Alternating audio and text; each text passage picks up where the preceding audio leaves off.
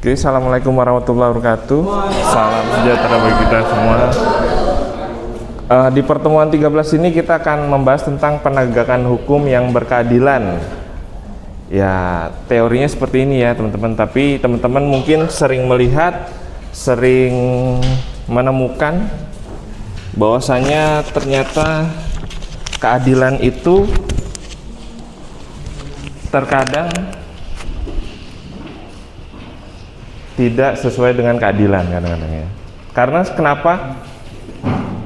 Hukum itu bersifat fakta. Fakta maksudnya fakta di persidangan. Jadi kalau yang disampaikan itu sesuai dengan undang-undang, tapi ada beberapa hal kebenaran yang disembunyikan, maka fakta di persidangan itu ya seperti itu.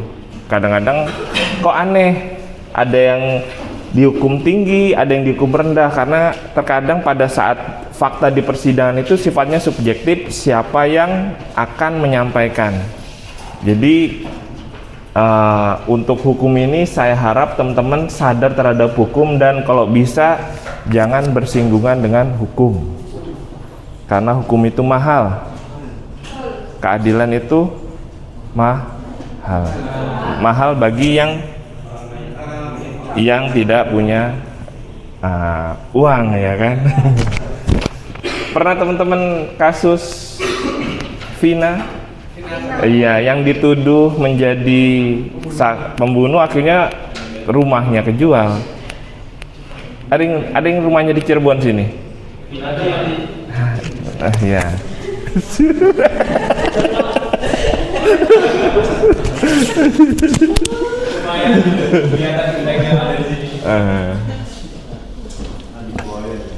Namanya siapa?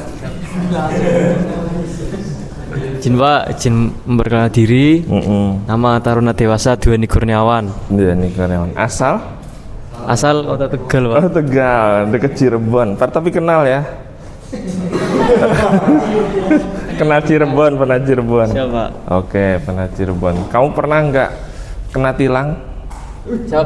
Pernah, Pak. Pernah tilang. Akhirnya itu sebelum taruna apa sesudah taruna? Sesudah dan sebelum, Pak. Sebelum taruna. Terus kamu apa solusinya, sidang kah atau akhirnya ya sudahlah biar? Pas kena tilang saya mempunyai SIM tapi nggak pakai helm, Pak. Oh bonceng, iya. Pak.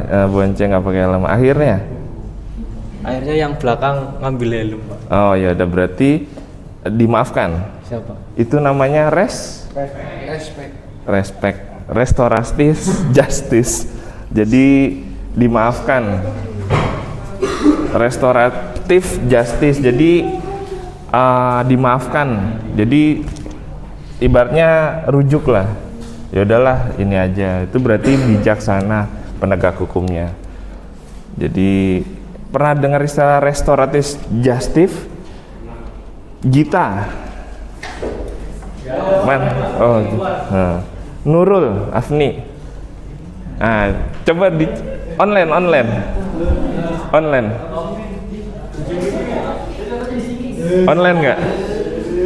nggak? Afni mana? Gita mana Gita? Oh Gita dulu ya. Cek. Apa itu restoratif justice?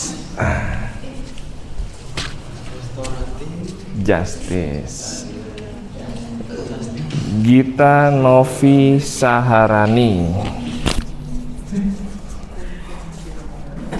Apa itu restoratif justice?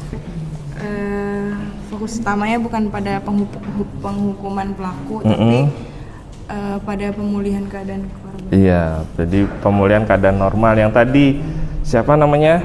Andi dari Tegal. Dia akhirnya pihak penegak hukumnya ya sudah, kamu ambil helm dan setelah patuh ya udah diselesaikan. Siapa? Oke, makasih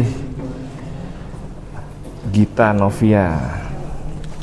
Itu penegakan hukum. Jadi inti dari hukum itu apa sih sebenarnya? Kenapa perlu ada hukum? Afni ya. Kenapa sih hukum itu perlu? di kewarganegaraan itu. Kenapa sih kita itu perlu ada hukum? Nah, tadi udah hubungannya sama restoratif justice, sekarang kenapa hukum itu perlu? Karena untuk menegakkan hukum di Indonesia. Kemudian melindungi hak dan kewajiban warga negara Indonesia. Apa yang terjadi jika suatu negara warga negaranya itu tidak terikat pada hukum?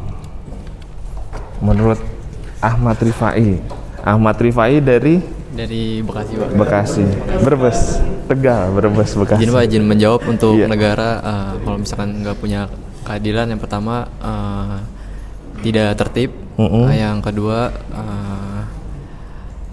bisa terjadi tawuran antar warga, Tidak tertib, terjadi tawuran antar warga, benar.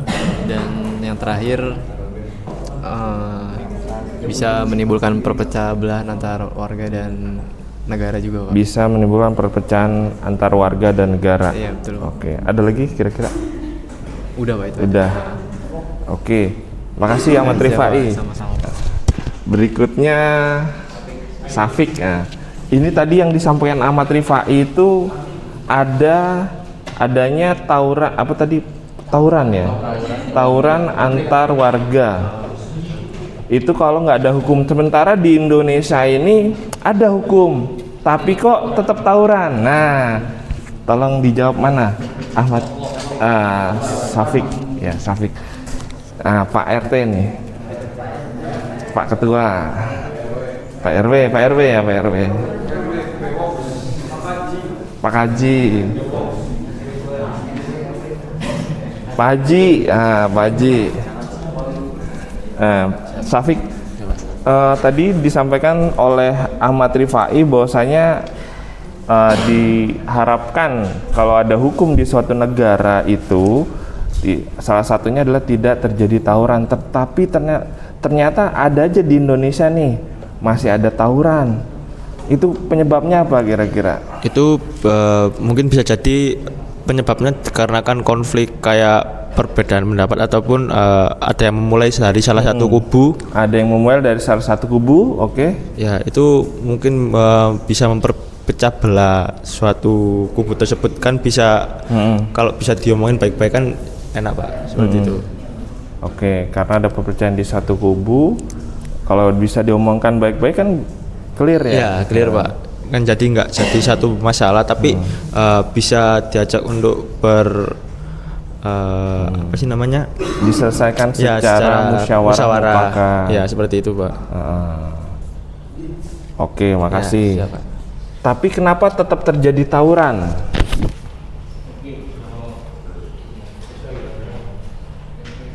Adila Kusuma Wati.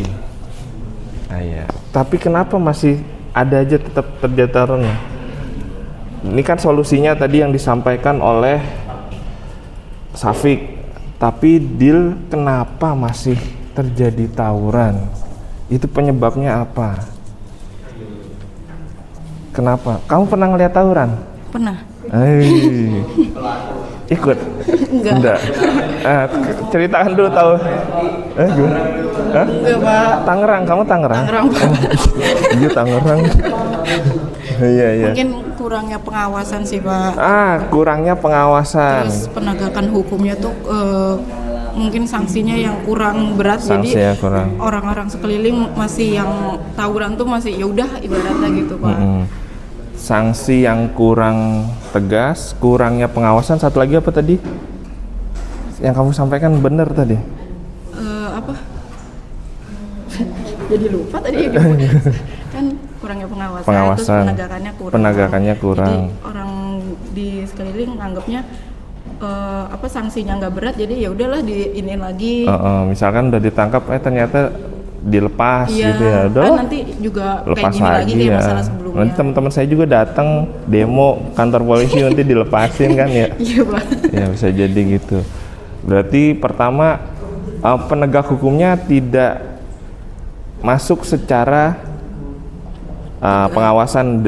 Jadi sebelum ada sebelum adanya percikan-percikan harusnya udah di apa ya itu pengawasannya dicegah ya, dicegah kan. Penegakannya harus lebih dari yang sebelumnya, mungkin harus lebih berat lagi untuk penegakan selanjutnya. Siap. Pertama, pencegahan. Pencegahan, bisa nggak sih pemerintah itu mencegah terjadinya tawuran, tapi dia udah tahu itu bakal jadi tawuran, tapi akhirnya dicegah? Bisa nggak? Tadi sampai di ya. Oh. Kan kalian harus berpendapat, anggota dewan kan harus diprotes kalau misalnya nggak sesuai dengan ini, anggota dewan nih. Saya Pak. Iya lah.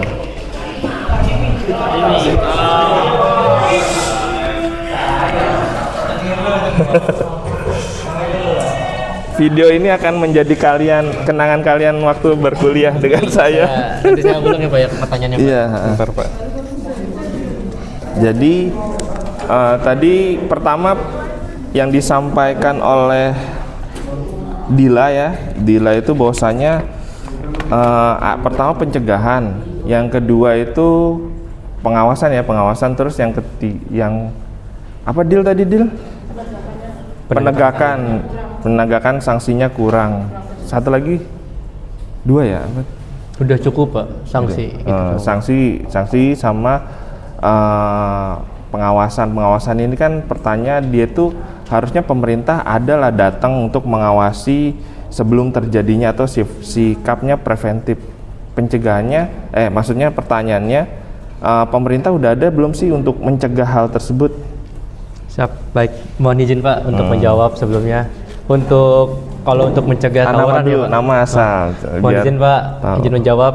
Nama Taruna Dewasa Nasrul Amin.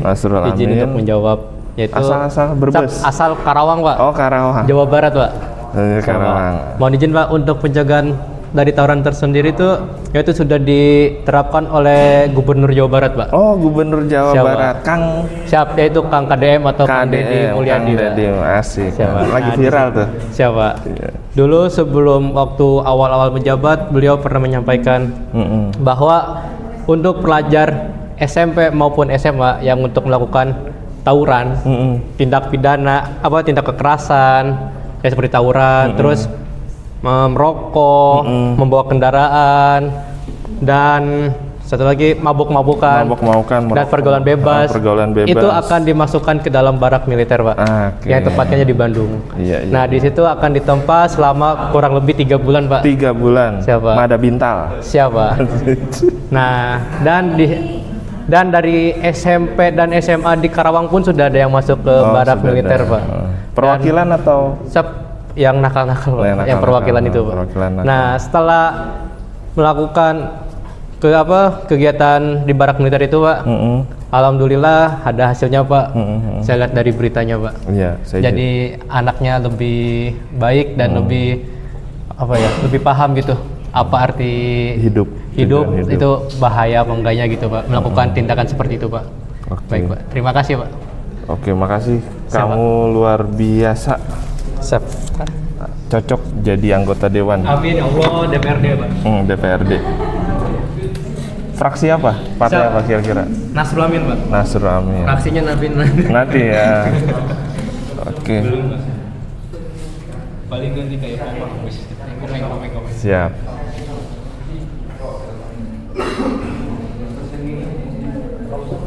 Tadi tujuan urgensi, berikutnya kira-kira lembaga penegak hukum di Indonesia itu apa aja sih? Tadi dari Adila dari Tangerang, melanjut ke Anggi Joko Mailauzi. Ya, sebentar. Anggi Joko Mailauzi.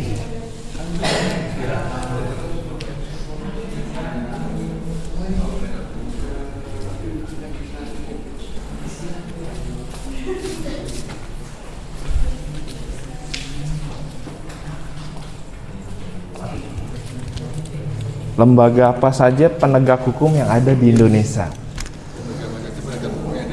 Iya, lembaga penegak hukum yang ada di Indonesia apa aja sih? Nah, contohnya di ini dah. Di PKTJ dulu contohnya, jangan jauh-jauh Indonesia. PKTJ, lembaga penegak hukumnya. Untuk lembaga penegak hukum khususnya di kampus PKTJ yang pertama itu dari Pusbangkar, Pak. Pusbangkar. Nah, ya, penegak hukumnya dari Pusbangkar atau penengah dari suatu permasalahan itu berawal dari Pusbangkar.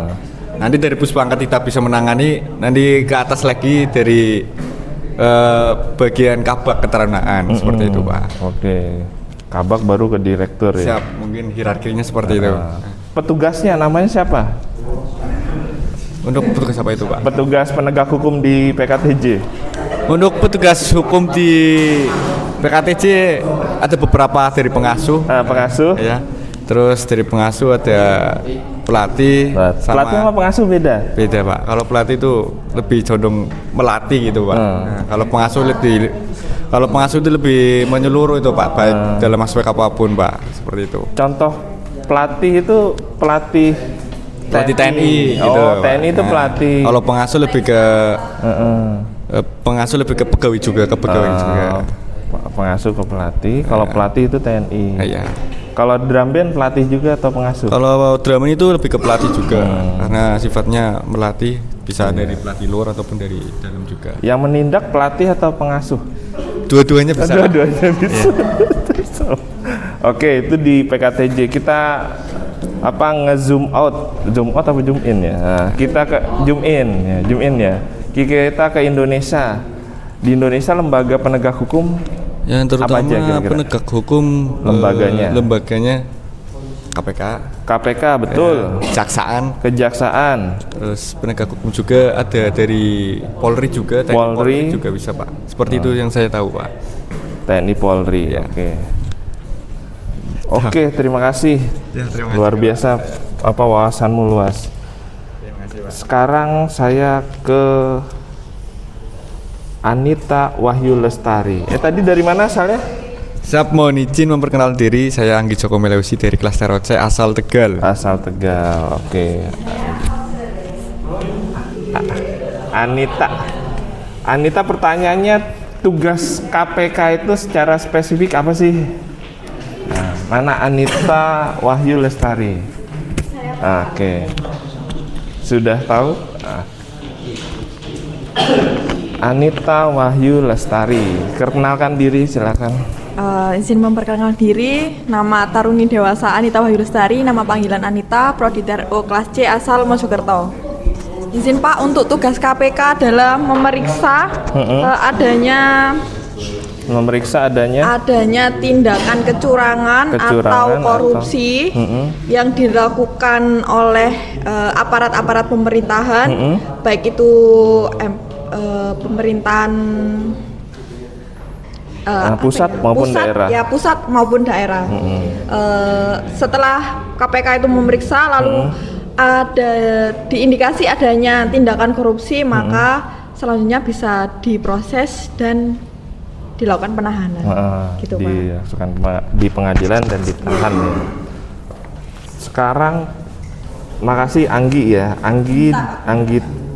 Anita dari Mojokerto, Jawa Timur. Benita di depan. Bedanya KPK sama kejaksaan. Perbedaan KPK sama kejaksaan. Benita.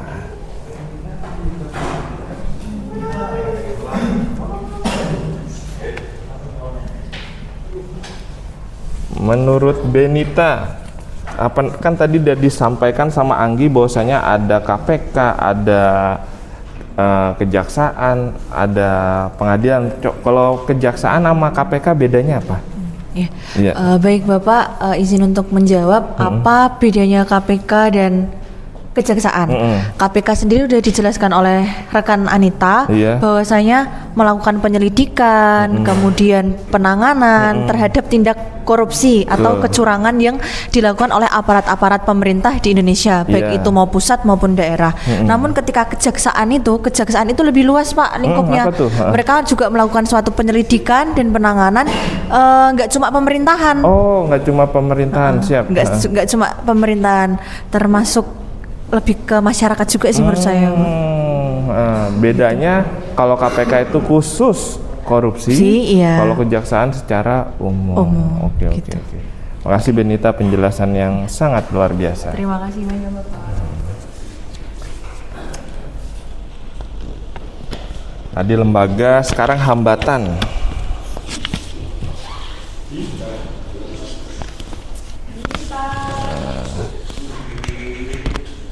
Oke teman-teman, habis Bintar ya, Bintar. Tadi kita sampai di pengertian tujuan lembaga-lembaga hambatan. Hambatan apa aja sih Bintar Cahyo Putra yang ada di Indonesia dalam hal penegakan hukum? Hambatan apa saja Bintar ini? Hambatan apa saja yang menjadi hambatan dalam menegakkan hukum di Indonesia? Silakan Bintar. Menurut pendapat Bintar, silakan, dan referensinya. Baik, sebelumnya silakan diri, nama mahasiswa semester 8, Bintar Cahyo Putra dari prodi TRO kelas C asal Jakarta. Hambatan utama penegakan hukum di Indonesia yang pertama itu ada korupsi di lembaga penegak hukum. Contohnya oknum aparat polisi, jaksa yang menerima suap dari pihak yang tidak bertanggung jawab. Oh, betul. Berarti kalau aparatnya bisa nggak berintegritas atau bisa ibarat kata bisa dibayar atau disuap, maka kemungkinan hukum itu nggak bisa ditegakkan ya. Itu yang pertama tuh. Jadi apa tadi terjadinya oknum yang menerima suap dari, hingga keadilan tidak bisa ditegakkan. Oke, itu pertama. Yang kedua minimnya integritas atau profesionalisme aparat. Contohnya penegakan hukum yang tidak netral, tidak jujur, kurang kompeten. Kalau berpihak kepada satu partai itu termasuk itu nggak kira-kira kurang integritas? Iya Pak. Oh, setuju ya. Jadi kalau misalkan bener ya Mas. Bener. Saya pancing aja. Jadi misalkan Nasrul Amin ini dari partai Pisang gitu kan ya. Pisang. Ternyata bener Pak, bener. Itu kan dari partai Pisang. Ternyata Nasrul Amin jadi anggota Dewan Perwakilan Partai Pisang, ya kan? Nasrul Amin itu punya jago kenal sama polisi atau kenal sama aparat pemerintah. Terus dia berkata kepada pimpinan polisinya agar misalkan polisi A tolong ditempatkan di bagian reskrim misalkan. Pas polisi A ditempatkan di bagian reskrim, misalkan Nasrul Amin agak kena gimana gitu ya, kena masalah gitu. Terus bagian reskrim bilang mungkin ini dugaan ini mungkin polanya seperti ini, mungkin belum tentu benar. Polanya seperti ini, Pak Kombes A tolonglah itu kasus saya bisalah, kan ada kasus lain, saya didimin dulu atau di freeze dulu. Nasrul Amin dari Partai Pisang bisa menekan pada pejabat yang dipilih untuk menduduki suatu jabatan di kepolisian tersebut, di negeri suatu tempat, bukan di Indonesia. Oke, seperti itu nomor 2 ya, integritas. Salah satu contohnya. Ada lagi yang yang ketiga tuh lemahnya pendidikan hukum yang ada pada masyarakat. Setuju. Lemahnya pendidikan hukum yang ada di masyarakat. Ada contohnya nggak kira-kira? Tadi namanya Bintar. Bintar pernah dengar nggak? Nggak pakai pentil bisa ditilang? Bisa. Pernah dengar Pak? Pernah dengar ya. Di Undang-Undang Nomor 22 ada nggak kelengkapan pentil? Spion mungkin ada ya? Ada. Pentil ada nggak? Nggak ada sih. Nggak ada kan? Kenapa masyarakat ditilang dan mau? Tadi poinnya nomor 3 apa? Minim integritas. Nomor 3 tadi. Minimnya integritas dan profesionalisme. Itu profesionalisme yang tadi contoh kasus partai. Oh, penegakan hukum yang tidak konsisten. Masyarakat. Nah ini 3. Minimnya integritas. Tadi yang masyarakat mana? Lemahnya pendidikan hukum. Lemahnya, wah lompat ini nomor sini. Lemahnya pendidikan hukum. Jadi masyarakat nggak tahu, ya udah. Akhirnya oknum aparat yang mengerti membohongi. Iya. Paham ya, itu nomor 3. Nomor 4 ada lagi. Kurangnya perlindungan untuk pelapor dan saksi. Kurangnya perlindungan pelapor dan saksi. Oke, nanti kita bahas. Nanti kita satu-satu. Terus. Sudah, Pak. Sudah, oke. Makasih. Nah, saya izin di close dulu. Ini bagus nih. Tadi udah Bintar udah disampaikan kurangnya perlindungan untuk pelapor dan saksi. Abis Bintar Dimas. Mana Dimas? Mas, seringkali saksi atau pelapor itu ditakut-takuti untuk tidak melapor atau ya silakan untuk tidak melapor, atau saksi misalkan ada pembunuhan atau ada kasus apa, terus si A menjadi saksi, sering ditakut-takuti jangan mau jadi saksi di pengadilan, kalau enggak keluarga dan apa-apa. Nah, menurut pendapat kamu gimana? Kayak gitu tuh, ada nggak? Jawabannya ada.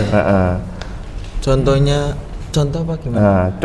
Contoh aja tapi tidak usah ke detail. Contohnya misalkan ada suatu seseorang atau pejabat tinggi, kemudian saksinya itu cuman rakyat biasa. Jadi misalkan kalau mau disidang atau dikenakan hukum, misalkan saksi itu mengutarakan dengan jujur tentang saksinya, maka dari yang bersalah tadi, yang pejabat tadi akan. Tadi Dimas, sekarang Dwi Andika Kurniawan. Oke. Karawang. Cirebon. Cirebon. Tegal.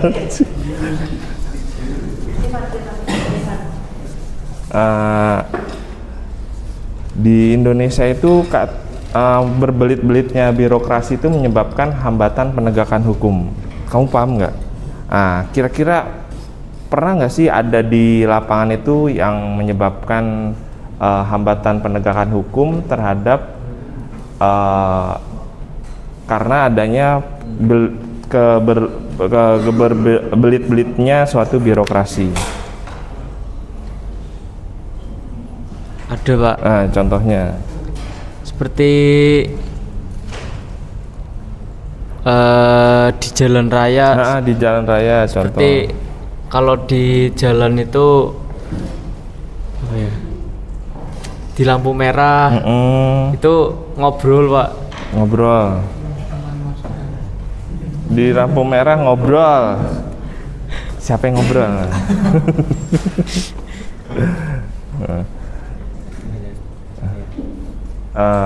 Jadi contoh birokrasi yang kurang bagus hingga berdampak penegakan hukum itu terhambat.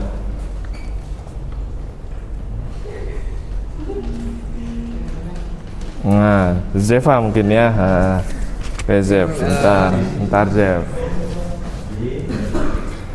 Oke Zev, silakan. Mungkin izin menambahkan ya Pak, untuk terhambatnya suatu penegakan hukum itu bisa terjadi pada lembaga-lembaga penegakan hukum itu sendiri, Pak.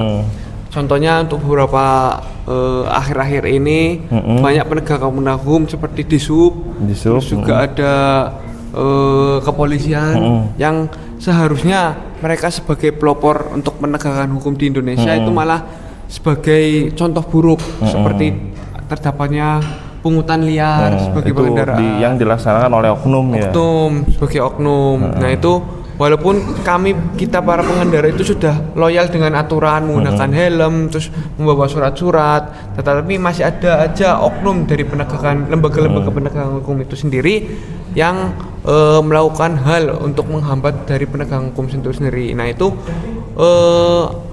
apa itu ya Pak namanya, dari kami masyarakat tuh juga menilai lembaga ini kok gini, ngapain kita juga menegakkan hukum itu sendiri. Mungkin contohnya seperti misalkan kalau di sub salah satunya mungkin ada oknum yang misalkan orang mau menguji kir tapi ribet. Betul. Contohnya jadi orang saya tuh udah mau ikut, iya silakan. Orang itu udah mau siap mengikuti aturan tapi karena misalkan di suatu dinas perhubungan itu ya misalkan pengujiannya ribet, jadi orang jadi males untuk menguji ya, contoh penegakan hukum itu. Dan mungkin juga pas SIM ya. SIM banyak yang melakukan penembakan itu karena udah masyarakat karena birokrasinya berbelit-belit. Mungkin salah satu maksud kamu itu ya. Betul. Oke, makasih Zef. Gitu. Makasih Pak. Nah, contohnya gitu ya teman-teman, birokrasi yang berbelit-belit itu bisa menyebabkan penegakan hukum yang terhambat.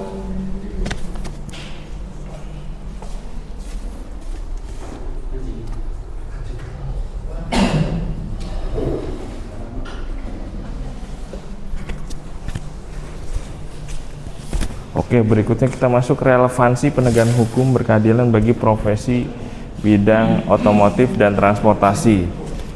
Nah, ini contohnya yang telah sampaikan, contohnya misalkan teman-teman bekerja di pengujian kendaraan bermotor atau inspeksi. Nanti teman-teman yang kemarin di El Nusa lowongannya di mana? Belum ada pengumuman. Rencana di mana sih?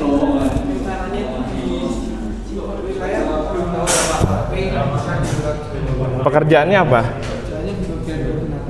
Koordinator lapangan, HSE. Misalkan teman-teman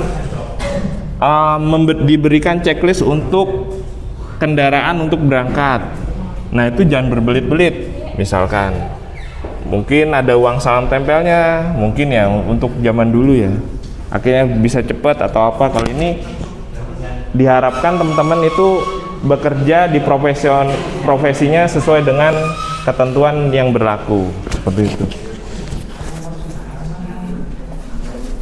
Habis teman-teman ini.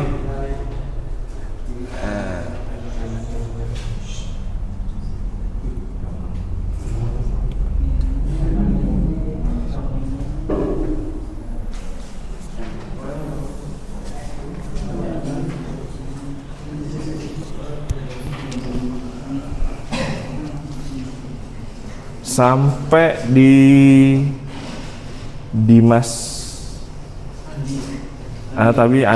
Dimas Ardi Kurniawan tadi ya. Berikutnya Andi mana? Andi tadi ya. Andi dari Cirebon. Tegal. Firman Aditya Dwi Ramadan. Ya, silakan Ben. Mana Firman? Sakit. Gilan. Gilan.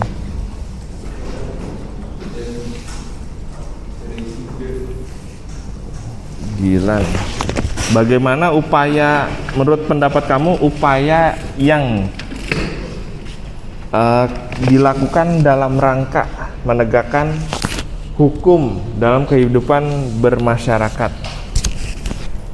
Kira-kira upaya penegakan hukum dalam masyarakat, ini ngulang lagi nih soalnya. Bagaimana upaya penegakan hukum dalam bermasyarakat? Contoh di RT, kamu tinggalnya ada RT-nya nggak? Ada RT-nya. Ada kejadian rusuh nggak di masyarakat? Untuk kejadian rusuh nggak ada sih Pak, cuman paling waktu itu ada kejadian ini Pak, kehilangan seperti sepeda motor. Nah, itu upaya penegakan hukumnya gimana? Atau upaya yang dilakukan RT aparat setempat gimana? Untuk yang dilakukan aparat setempat yaitu RT itu kami melakukan ini Pak, ronda bergilir gitu Pak. Pencegahannya. Ya, sebagai bentuk pencegahan. Seperti itu. Terus yang telah hilang barangnya dikelaskan atau masih belum ketemu. Masih belum. Ya maksudnya gimana? Dilaporkan atau iya, dilaporkan. Oh, udah sama. Berarti di lingkup kehidupan masyarakat tempatmu di daerah mana? Daerah Brebes. Brebes. Nah, itu telah ada upaya untuk penegakan hukum di masyarakat. Siap. Seperti itu. Oke. Terima kasih Firman Aditya Ramadan ya. Gila, tadi nggak masuk. Berikutnya Hadit Sanggowo Primarmeng Dasi Parimarmeng. Iya. Saya kenal nama tapi lupa. Kenal nama, kenal wajah tapi nggak ingat. Panggilnya saya. Iya, iya silakan.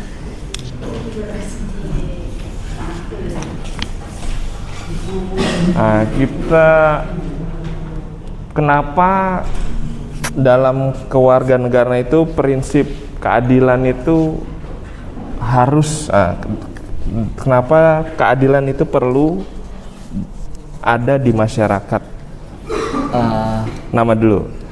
Sebelumnya ingin memperkenalkan diri, nama Taruna Dewasa Dijangkau Parimarmeng Dasi. Untuk keadilan, kenapa harus ada di masyarakat? Kenapa perlu ada keadilan di karena masyarakat? setiap keadilan itu dapat memberikan keamanan. Dapat memberikan keamanan. Pertama, memberikan keadilan itu memberikan keamanan, rasa aman. Ada lagi, keadilan itu memberikan rasa apa? Kamu pernah merasa diadili? Maksudnya, kamu di rumah berapa bersaudara? 2 bersaudara. 2 bersaudara. Orang tua adil? Alhamdulillah adil. Pertama tadi kamu mendapatkan rasa apa? Rasa aman. Nyaman nggak kalau adil? Nyaman. Nah, terus apa lagi yang kamu rasakan Pak saat orang tuamu memberikan rasa keadilan kepada keluarga, kepada kedua anaknya? Aman, nyaman. Apa yang kamu rasa? Tenang. Aman, nyaman, tenang, dan akhirnya bahagia ya. Bahagia, aman, nyaman. Jadi penegakan hukum, jika keadilan itu ditegakkan, maka kita selaku warga negara itu akan merasa aman, tenang, nyaman, dan bahagia. Makasih. Hadit ya. Iya. Khairul. Top tabi top.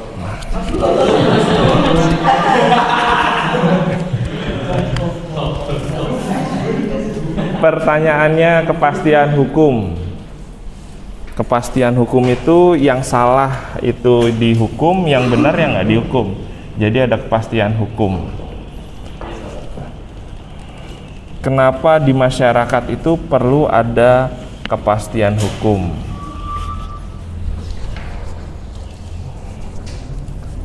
Kenapa di masyarakat Indonesia atau di suatu negara perlu adanya kepastian hukum? Jadi kepastian hukum itu tadi yang salah ya dihukum, yang benar ya jangan dihukum. Kenapa? Perkenalkan dulu. Perkenalkan, nama saya Herul Dwi Aprilianto, asal dari Tegal. Perlu mengapa kepastian hukum itu sangat penting, Pak? Menciptakan, yang pertama yaitu menciptakan keteraturan dan stabilitas. Yang kedua yaitu melindungi hak dan kewajiban individu. Dan yang ketiga yaitu mendorong investasi dan pertumbuhan ekonomi. Dan yang keempat yaitu menjamin perlakuan yang sama di hadapan hukum. Dan yang kelima yaitu membangun kepercayaan publik. Dan selanjutnya yaitu menginginkan perencanaan jangka panjang dan mencegah penyalahgunaan kekuasaan. Oke. Pertama apa tadi? Siap, yang pertama yaitu menciptakan keteraturan dan stabilitas. Yang kedua, melindungi hak dan kewajiban Yang ketiga, mendorong investasi dan pertumbuhan ekonomi. Oke, udah stop. Yang ketiga, mendorong investasi dan ekonomi. Terima kasih Khairul. Siapa? Khairul. Stop. Berikutnya, makasih Khairul. Berikutnya Muhammad Riko Wahyu Saputra. Oh ya.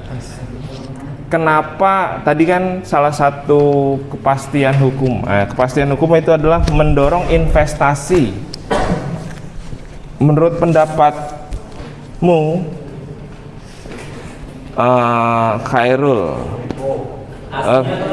Riko. Menurut pendapat Riko, kenapa bisa kepastian hukum itu bisa menjamin investasi? Ya, silakan. Ya. Menurut pendapat Riko, kok bisa sih kepastian hukum itu bisa meningkatkan investasi? Investasinya itu dalam bentuk apa? Investasi dalam bentuk misalkan ada orang yang ingin membangun di suatu tempat, bisa investasi dari luar, bisa orang itu misalkan ingin membangun pasar atau membangun suatu komplek, atau itu kan termasuk investasi. Contoh membangun pabrik, membangun sekolah dan lain-lain. Kenapa kepastian hukum itu sangat perlu dan dapat mendorong investasi? Pertanyaan itu. Sebenarnya kan kalau kepastian hukum kan bahwa jaminan bahwa hukum dijalankan dengan semestinya ya Pak. Bahwa setiap orang itu memperoleh haknya, bahwa putusan pengadilan dapat dilaksanakan dengan baik. Jadi kita sebagai pelaksana dari hukum tersebut ya kita harus mentaati dari hukum-hukum tersebut agar terciptanya seperti yang tadi Bapak bilang, ketika adanya pembangunan maka orang-orang juga akan percaya terhadap kita seperti itu Pak. Kalau kamu jadi investor, misalkan kamu jadi investor dari luar negeri, kamu ingin menanamkan modalnya ke Indonesia, kenapa kepastian hukum itu perlu menurut kacamata kamu sebagai investor? Siap, kalau menurut saya kepastian hukum berarti kan aturannya jelas nih apa aja. Kalau nggak jelas kan, aduh. Gitu. Tentunya saya sebagai investor juga harus melihat latar belakangnya dulu Pak. Bagaimana sih track recordnya, terutama kan dari sisi hukumnya gitu Pak. Apabila dari sebuah proyek tersebut pernah terjadi kasus-kasus, tentunya saya sebagai investor nggak mau dong Pak masuk. Rugi berarti ya. Saya kan tentunya sebagai investor kan pasti maunya untung gitu, nggak mau rugi. Jadi ya kita harus memastikan bahwa yang akan kita investan itu benar-benar terjadi sesuai dengan aturan yang berlaku terutama di Indonesia seperti itu Pak. Oke, cocok. Berarti tadi ya, karena kepastian hukum itu menyebabkan pengusaha itu lebih pasti untuk melangkah dan tahu untungnya itu gimana gitu kan. Oke, terima kasih Riko. Iya.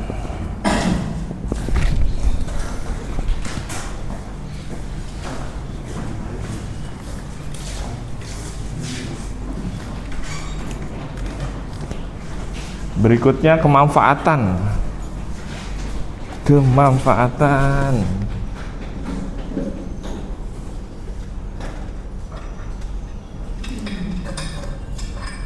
Ini lembaga sudah.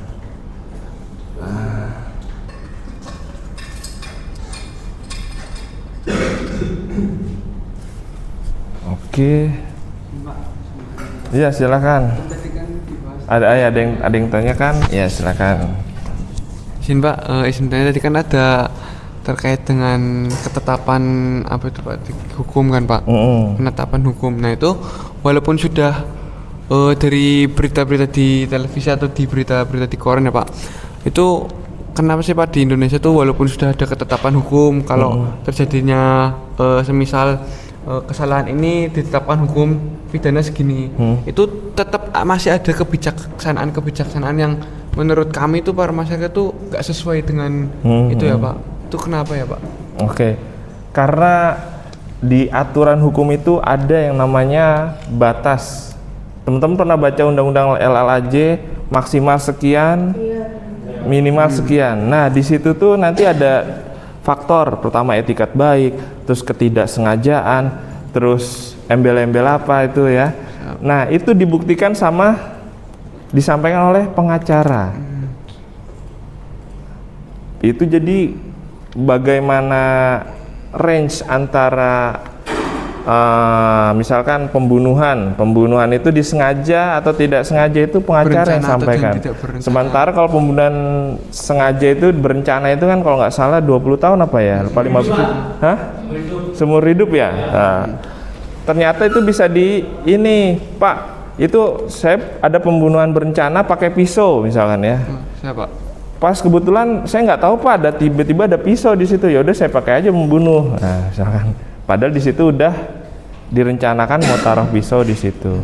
Nah, di situ pengungkapan fakta pada persidangan, fakta itu kan relatif berubah. Jadi fungsi pengacara atau orang lembaga bantuan hukum gitu.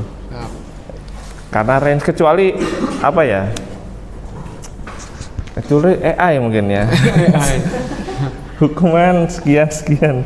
Kalau membunuh sekian, tapi kan aturan hukum yang ada di Indonesia gitu. Jadi itu aturan sudah penetapan hukum itu sudah ditetapkan oleh negara, tetapi kita kembali lagi melihat kondisi terjadinya di lapangan. Sementara kondisi terjadinya di lapangan itu tergantung apa yang disampaikan oleh pengacara. Pengacara sementara perlu dibayar.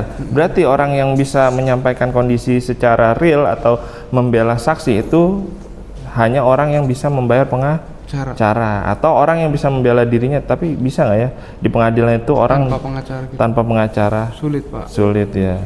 Nah, itu dia. Jadi keadilan itu untuk saat ini kayaknya untuk saat ini dan kayaknya itu berpihak pada orang yang dapat membayar berduit, punya uang gitu. Terima kasih Bapak. Tumpul ke atas. Terima kasih Bapak. Gitu, makasih. Untuk saat ini ya, ini kita ngomong realitasnya tuh. Tumpul ke atas bisa. Iya, silakan. Padahal tujuan utopis namanya ya, sesuatu hal yang angan-angan, impian dan idealnya itu pertama mewujudkan keadilan sosial bagi seluruh rakyat Indonesia, menjaga ketertiban keamanan masyarakat, memberikan perlindungan hukum kepada warga negara, meningkatkan kepercayaan masyarakat kepada negara. Ini ribet ini, panjang. Mewujudkan keadilan sosial bagi seluruh rakyat Indonesia. Menurut kalian, menurut teman-teman, keadilan di Indonesia itu ada hubungannya sama bentuk negara nggak sih? Bentuk negara kerajaan, republik dan sosial ya. Kerajaan, republik dan sosial. Muhammad Andika Arif. Yonglek mana ya? Mana? Oh ya, Andika Arif. Iya, silakan.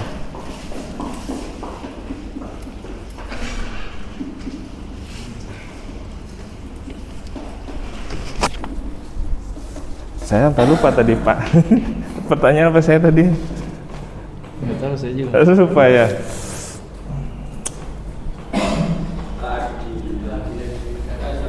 Apakah ada hubungannya dengan sistem kerajaan? Oh ya, apakah ada hubungannya antara menurut kamu itu apakah ada hubungannya keadilan yang ditetapkan di suatu negara terhadap bentuk sistem pemerintahan kerajaan atau sosialis atau liberal atau demokratis?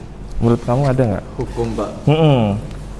Untuk hukum hubungannya pasti ada Pak. Cuman apabila misalkan di kerajaan itu seperti kayak misalkan hukumnya itu kebanyakan fisik Pak. Jadi kalau misalkan contohnya di mana? Di Arab ya? Ya contohnya di Arab Pak. Mungkin kalau misalkan ada yang melakukan tindakan asusila itu misalkan bisa di pasung atau dirajam. Nah, lalu kalau misalkan di Nasrul Amin, apa yang dimaksud norma? Tadi norma agama, apa yang dimaksud norma?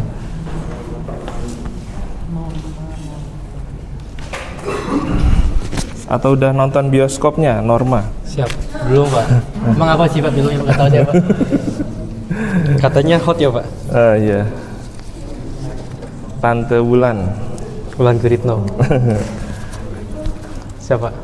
Apa itu norma? Mohon izin Pak, izin menjawab. Nasrul Amin. Mohon izin Pak atas nama dari Karawang ya. Nama Nasrul Amin, asal Karawang. Izin menjawab Pak.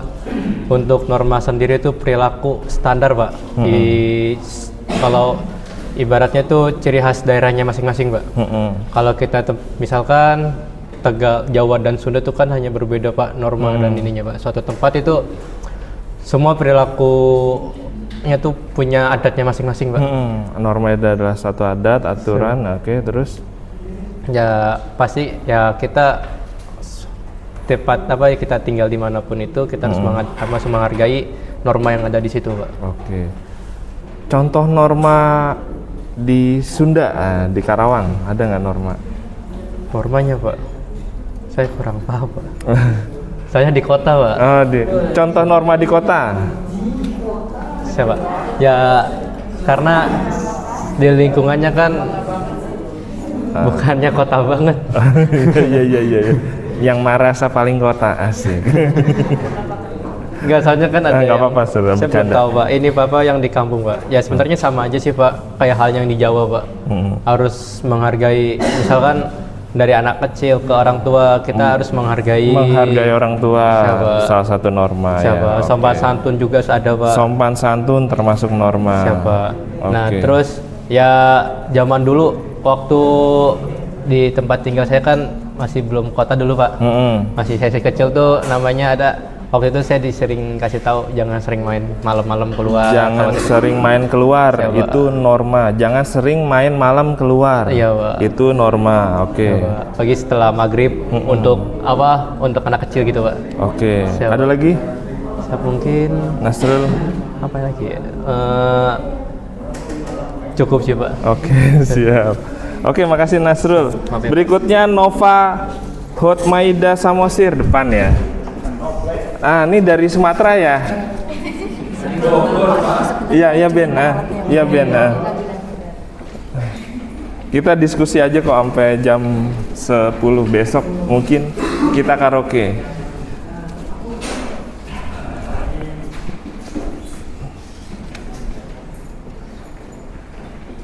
Nova, perkenalkan nama dan asal. Izin Pak, izin memperkenalkan diri. Nama Nova Hotmaida Samosir, asalnya dari Bogor Pak. Dari Bogor. Siapa? Lahir di Samosir, lahir di Sumatera. Lahirnya di Bandung Pak. Tapi kamu tahu norma yang ada di Medan nggak? Siap, tahu Pak. Contoh norma di Medan. Siap, untuk norma yang ada di Medan itu yaitu menurut petua yang ada di sana, kalau misalnya anak laki-laki itu lebih diunggulkan daripada anak perempuan Pak. Anak laki-laki lebih diunggulkan, diutamakan daripada anak perempuan, itu norma ya. Oke, sip. Ada lagi? Karena anak perempuan itu tidak membawa marga, sedangkan anak laki-laki itu membawa marga untuk penerus selanjutnya Pak. Oke, siap Nova. Makasih ya. Oke, sesuai dengan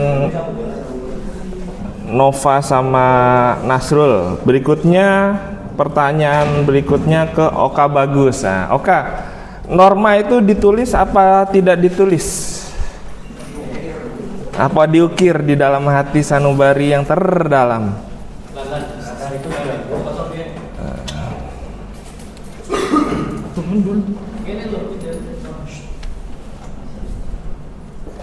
Oka. Norma itu ditulis apa tidak ditulis? Atau diundangkan atau tidak? Silakan. Siap, izin menjawab Pak. Perkenalkan, nama saya Oka Bagus Sukadi. Dari? Saya asal dari Kabupaten Semarang. Kabupaten Ungaran ya. Semarang, Kabupaten Semarang. Kabupaten Semarang ya. Menurut saya norma itu tidak tertulis di buku atau dimanapun Pak. Tapi tetap dilaksanakan ya? Tetap dilaksanakan Pak. Oke, norma itu tidak tertulis. Apa yang disampaikan Nasrul, nggak ada undang-undang tentang dilarang keluar malam habis maghrib misalkan ya. Terus yang sampaikan Nova, bahwasanya norma anak laki-laki lebih unggul daripada anak perempuan itu nggak ada undang-undangnya. Jadi norma itu sifatnya melekat di masyarakat, walaupun norma itu nanti bisa menjadi aturan tertulis. Contohnya misalkan pada saat darurat militer, akhirnya dibuatlah undang-undang dilarang keluar malam, di atas jam 9 udah darurat militer, ditembak di tempat misalkan ya. Bisa itu jadi aturan, karena mungkin bisa dianggap itu pelaku pembakaran atau pelaku kriminal. Dulu waktu itu ada yang rumahnya, ada asli Jakarta sini? Bintar Pak. Bekasi Pak. Bekasi. Jakarta Bintar. Bintar, Depok. Mana Bintar? Bintar. Lagi toilet. Jadi waktu di Jakarta itu pernah ada aturan dilarang keluar jam lebih dari jam 6 atau jam 9, lupa saya. Jam 9. Di luar jam 9 itu nanti akan ditangkap oleh aparat. Nah, jadi waktu zaman kerusuhan tahun 98 itu banyak kejadian itu. Saya waktu itu masih SD kelas 4. Masih proses, tapi dengar ceritanya ya. Nah, itu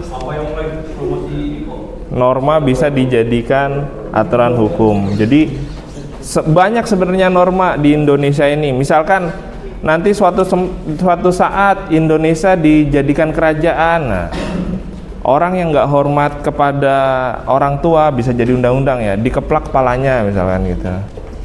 Misalkan nggak ngaji disabetin misalkan seperti. Oh, di sini ada norma nggak ya? Saya tanya tadi Oka Rifki Anwar Mufidin, apakah di PKTJ itu ada norma?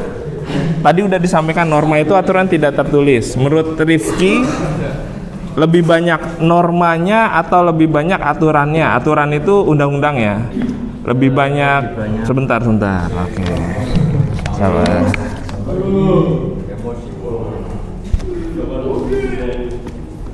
Menurut dari sini aja jauh.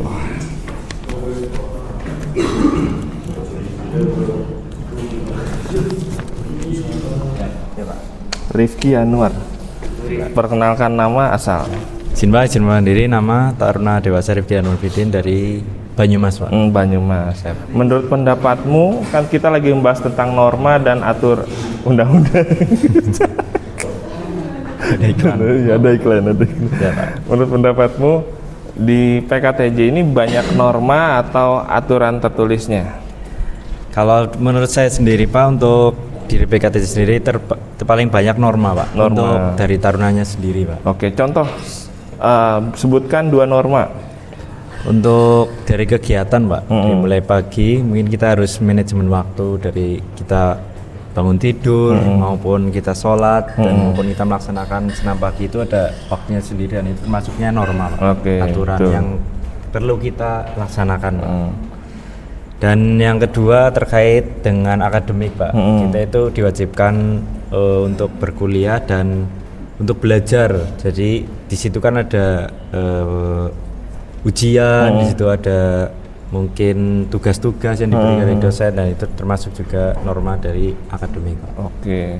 Kalau aturan? Kalau aturan tersendiri atau undang-undang ya? Dari undang-undang PKTJ itu ada yang tertulis juga Pak. Buat satu aja.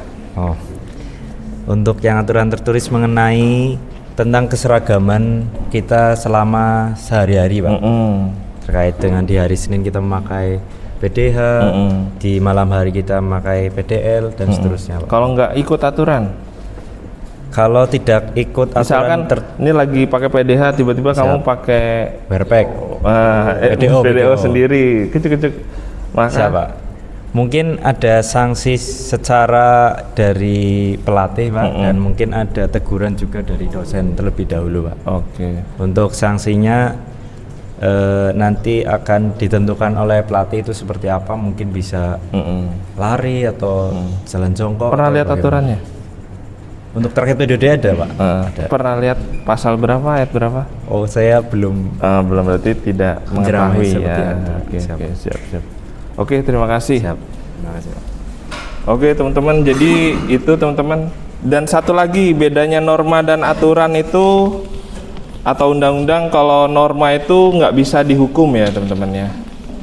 Misalkan tadi saya sampaikan tidak menghormati orang tua dihukum 15 tahun, itu nggak bisa. Jadi kalau norma itu jatuhnya itu ke sanksi sosial. Jatuhnya ke sanksi sosial itu norma. Kalau hukum aturan itu jatuhnya ke pidana atau perdata. Itu bedanya. Norma tidak tertulis tapi sanksinya sanksi sosial. Lebih berat sanksi sosial atau sanksi pidana? Saya tanya ke tadi Rifki, Oka, Rizka ya. Nah, Rizka. Menurut pendapat Rizka, menurut pendapatmu ya, pendapatmu itu kan subjektif, lebih berat sanksi sosial atau sanksi hukum? Nama asal. Izin memperkenalkan diri, nama Rizka Yulia Dewi, asal dari Klaten Pak. Menurut saya dari sanksi sosial atau sanksi hukum itu, menurut pendapat kamu, pengalamanmu ya, pengalamanmu subjektif, itu lebih berat sanksi sosial Pak, karena nyerangnya ke mental juga Pak. Oh, nyerangnya ke mental, sanksi Kalau sosial. udah mental nanti fisik juga rusak Pak. Oke, karena kalau udah mental kena, berarti nanti sebagian penyakit kan asalnya dari mental dan pikiran Pak. ya. Menurut kamu adalah norma atau sanksi sosial yang lebih berat dibanding sanksi yang aturan. Oke, makasih. Ya, karena alasannya kalau udah kena pikiran maka hati sakit ya.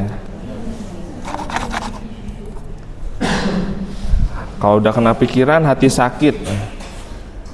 Saya mau tanya nih pengalaman pribadi tadi sampai Rizalia, Sandi Yuhandika. Nah, kamu pernah nggak merasakan fisiknya sehat tapi hati sakit? Tadi melanjutkan apa yang disampaikan oleh Rizka. Kamu pernah nggak merasakan fisiknya sih sehat tapi kalau hati sakit? Terkait sanksi sosial, kamu pernah nggak merasakan fisikmu itu sehat tapi hati itu sakit? Pak, sebelumnya izin memperkenalkan diri Pak, nama saya Sandi Wandika, nama panggilan saya Sandi, asal saya dari Brebes. Berdasarkan pengalaman saya pernah merasakan hal tersebut Pak. Itu dalam pada saat contoh kasus sebenarnya bukan kasus sih Pak, kayak lebih ke fitnah atau fitnah ya. Contohnya nih, misalkan saya melakukan suatu kesalahan dan kesalahan itu dibesar-besarkan Pak, dan masalah tersebut tuh disebar-sebarkan ke orang-orang Pak, tanpa tahu kejelasan yang sebenarnya Pak. Nah itu menurut saya sanksi sosial bagi saya Pak. Oke, makasih. Berarti secara fisik saya nggak tersakiti, tapi secara hati itu sakit ya. Karena diomongin dari belakang. Diomongin dari belakang. Sandi Yuhandika. Oke. Tapi kalau kamu itu kan, pegang dulu. Itu kalau kamu pada lingkup itu kamu bermasalah, tapi kalau udah keluar dari lingkup itu nggak masalah kan? Nggak masalah. Misalnya lingkup berteman di circle itu, tapi kalau di tempat circle lain udah nggak masalah kan? Nggak masalah. Oke, siap. Oke. Satu lagi teman-teman, norma itu berlaku lokalan teman-teman. Lokalan itu apa ya? Hanya di satu tempat. Misalkan tadi yang disampaikan Nova ya. Nova ini bahwasanya anak laki-laki itu memiliki peran utama dan memiliki mungkin warisan terbanyak ya? Enggak juga. Nah, kamu udah nggak memegang teguh aturan itu? Enggak ya, udah Indonesia. Jadi mungkin kayak di Lampung, di sini ada orang Lampung? Enggak ada. Orang Lampung itu anak pertama itu warisan diberikan kepada dia semua. Jadi kalau yang anak ketiga, anak keempat, anak kedua itu suruh nyari sendiri. Norma itu berlaku.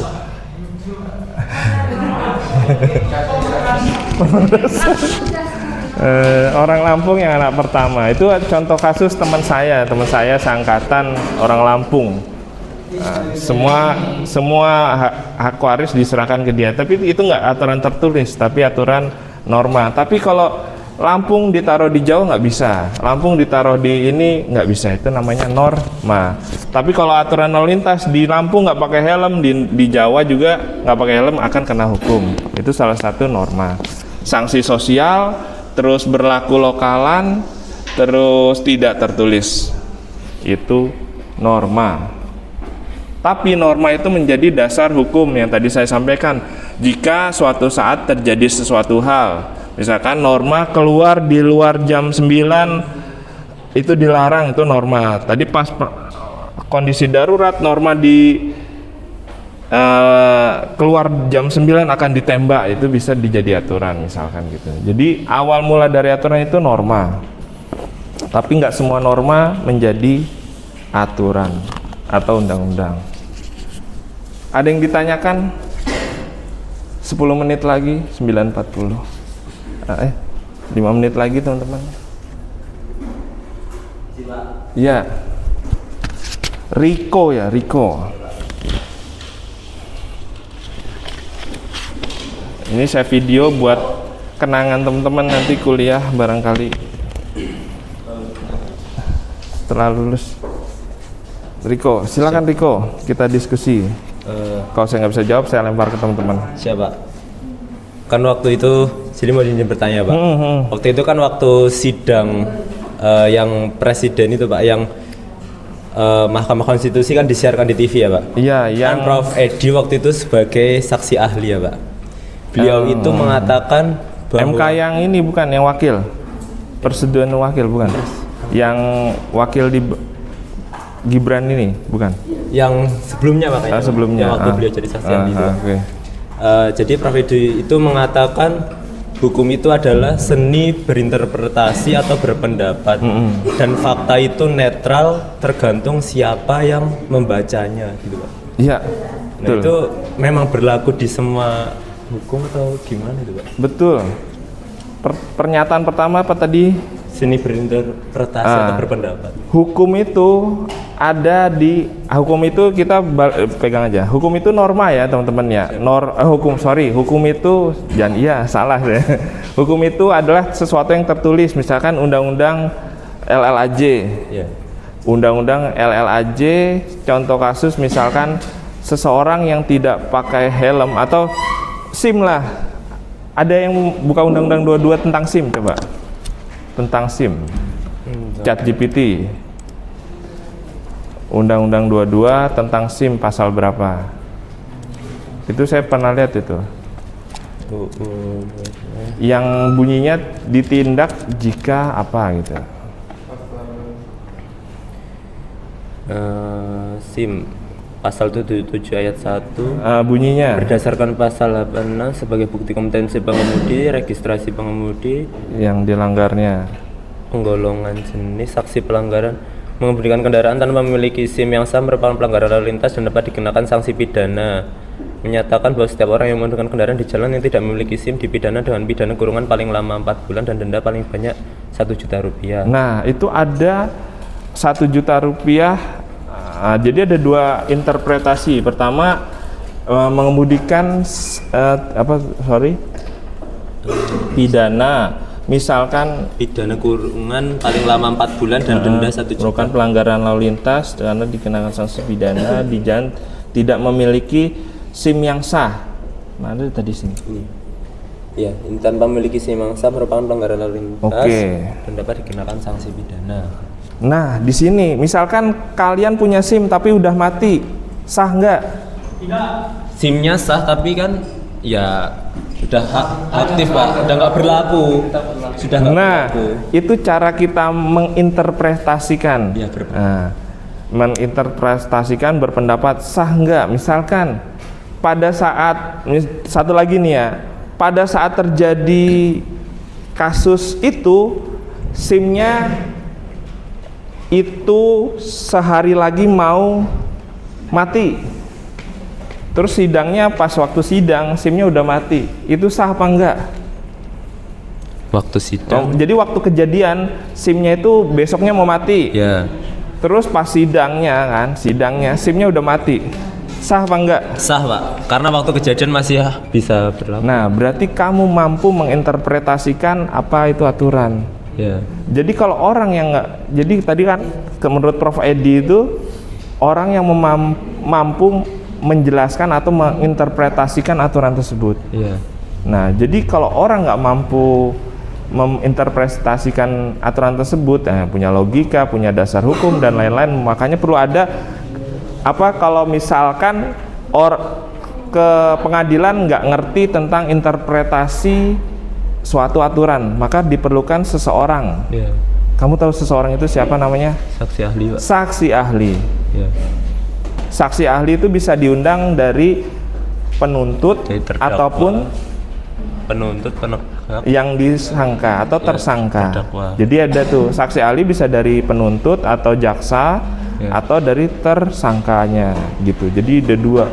Biar itu orang pengadilan itu tahu menginterpretasikan pengujian bermotor yang nggak sah itu seperti apa sih, yang layak uji itu siapa. Berarti benar ya Pak bahwa fakta Betul. itu netral. Netral. Fakta itu netral. Siapa yang membaca dan menyampaikan Betul. gitu. Jadi kalau waktu disampaikan faktanya salah, ya itu netral. Karena yang namanya hakim itu nggak ngerti namanya pengujian. Siap. Saksi ahlinya, maka sebelum saksi ahli menyampaikan dia akan disumpah biasanya. Siap. Iya. Kalau pengacara kan tugasnya untuk ya bagaimana kliennya itu menang. Betul. Nggak mau tahu ya gimana itu salah apa benar ya. Yang penting kan yang menang gitu. Betul. Tapi dia udah menghitung-hitung nih. Kalau misalkan berhasil sekian, kalau nggak berhasil hukumannya sekian. Jadi hukum itu pas netral itu pas waktu di pengadilan. Berat ya Pak jadi jaksa berarti. Jaksa penuntut. Iya. Jaksa penuntut hukum itu bisa digoyang ya teman-teman. Kamu nuntutnya yang ini aja, jangan yang itu. Iya. Yang penting udah selesai. Jadi teman-teman, mungkin teman-teman orang tuanya atau kakaknya pernah ada yang jadi jaksa di sini kan, didatengin orang naik motor, nggak bisa didatengin bawa hadiah, dilemparin bangkit, dilemparin apa itu. Jadi secara umum berat. Yang paling enak itu apa? Jadi profesional, tenang. Saksi ahli profesional itu tenang. Gitu. Siap Pak. Terima kasih Pak.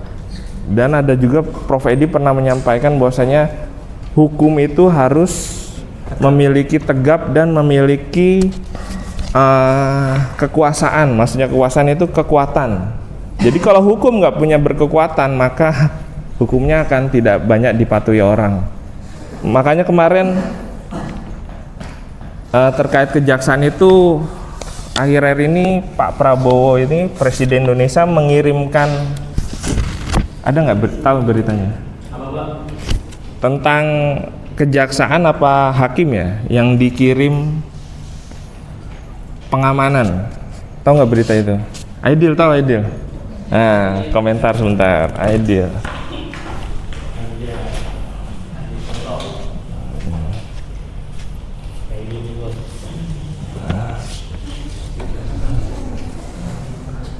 Ini kita bahas tentang hukum itu kalau mau tegak berdiri selain oknumnya maka dia harus memiliki kekuatan. Nah contohnya kan ada kebijakan pemerintah. Kamu tahu nggak kebijakan pemerintah yang saat ini setelah ramai ini ada aparat yang dikirim ke mana gitu, silahkan. Sebelumnya izin memperkenalkan Ya. diri, nama Aidil Wirayuda asal Kendari. Dari Kendari.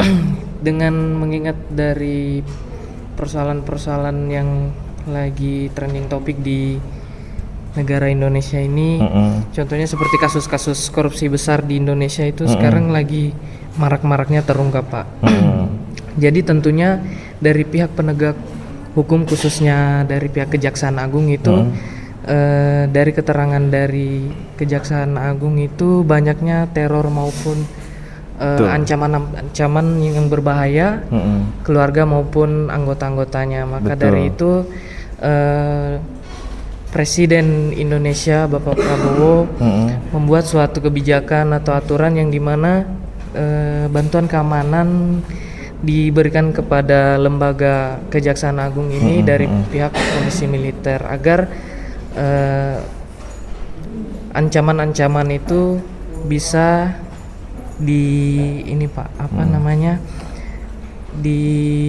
ditepis lah ya. Ditepis, jadi jaksanya itu mungkin pada saat menegakkan aturan dia tidak takut bahwasanya keluarganya, dirinya ataupun propertinya itu mengalami kehilangan ya. Jadi dia dalam menegakkan hukum, dalam menjalankan menuntut itu dia menuntut dengan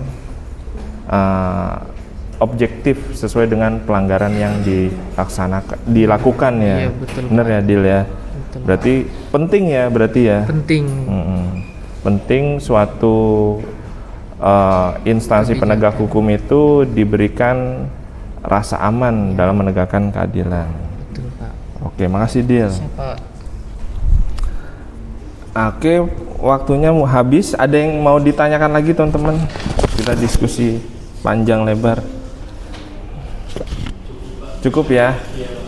Oke, terima kasih teman-teman. Mungkin sekian dari saya. Besok kita minggu depan